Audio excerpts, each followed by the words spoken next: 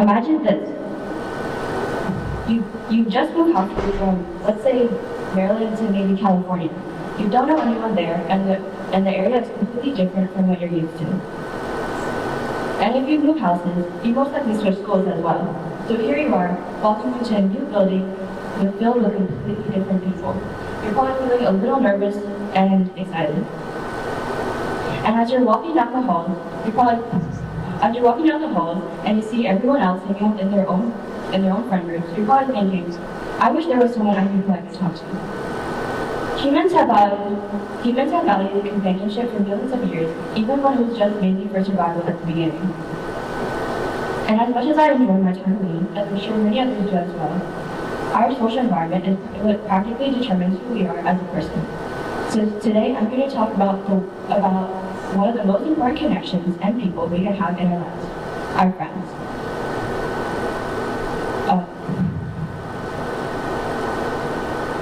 Obviously, we value our friendships.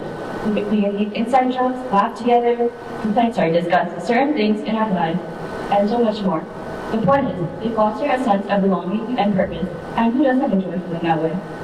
After all, the Oxford English Dictionary's definition of a friend is, and I quote, a person with whom one has gained a close and informal relationship of mutual trust and intimacy. Sounds about right, but I would like to add one more word: growth. So while it's obvious that friends make us feel less lonely and happier, these qualities also significantly contribute to our health and personal development under the surface as we navigate our lives. Okay. So number one, mental health. When we think of things that negatively impact our mental health, the first thing that usually comes to mind is probably stress. We all have it, it's normal. A little bit of stress is actually beneficial because it keeps us on our toes and builds resilience. However, as we all know, too much is a bad thing and can lead to health issues. Now, think about a time where maybe there was a test coming up and you hadn't really studied much, or there's an essay due at midnight and you hadn't started yet. You're probably panicking and feeling a little anxious. Then you go talk with your friends, you chat, catch up, or ask for help, and one of them goes, oh, I haven't started either. What's the feeling you get? Probably relief. It's not that you want your friend to struggle, it's just that now you don't feel as alone as you did before, and everything seems a bit more manageable, and your feelings more valid. This common occurrence may seem small, but it has the same general outcome as in many other related bigger situations. In most cases, shared reality equals reduced stress. These people are basically our emotional support system, guiding us through challenges, celebrating each milestone, and recognizing when we're not okay. This emotional stability makes us more likely to take risks and maintain a positive outlook on life.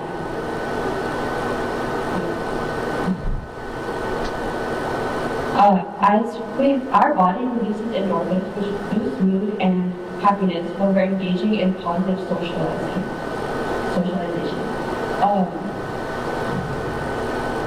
And moreover, according to a study conducted by the National Library of Health, consistent social connectedness was found to have improved or reduced depression levels by about 27% after a year. Enhanced well-being good well-being means enhanced critical thinking, motivation, and confidence, all of which are the foundation of growing as a person. I mean, how can we be productive if we're feeling down and unmotivated all the time? Okay, next, we're going to talk about the change in our values and our beliefs. We make decisions every day, whether they're easily forgotten or have a lasting impact. Our friends easily influence these decisions, whether it's like they bring a new idea that is completely different to our own, or they're similar. Now, think about a time. Now, do you tend to act differently or speak differently when you're with different people? It might be subtle, but most people actually do. This is known as social contagion, which is defined as the process through which through which behaviors or emotional states spread among individuals through social interactions. We tend to adopt the habits and even hobbies of those we spend the most time with. I remember in 3rd grade, I had this friend who was obsessed with slime. Like, every time we met up, she would have a new slime. Cow slime, butter slime, etc. And naturally, I also became obsessed with them as well.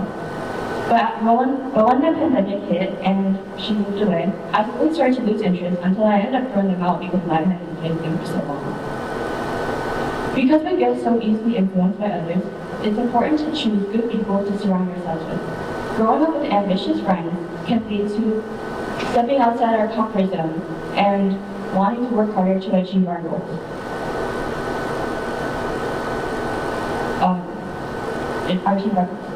But back to what I said about choosing the right people. You have to choose the right people. Because there are people out there who will cause harm and only negatively impact you, which leads me into my next point. It all depends on the type of person they are. They might constantly criticize and judge you, and while it's normal to joke around with friends, there is a limit. Unfortunately, according to a study, 3 out of 4 people were found or more likely to have had a toxic relationship or friendship in their life at one point. This can lead to burnout, isolation, and other health issues, which are the very factors that friends are supposed to help improve, not worsen. And according to, and as Alice Walker, a novelist and activist once said, no person is your friend who demands your silence or denies your right to grow. So, surround yourself with people whose goals align with your own. People who make you feel safe and accepted. People who will allow you to flourish and grow while being right there by your side.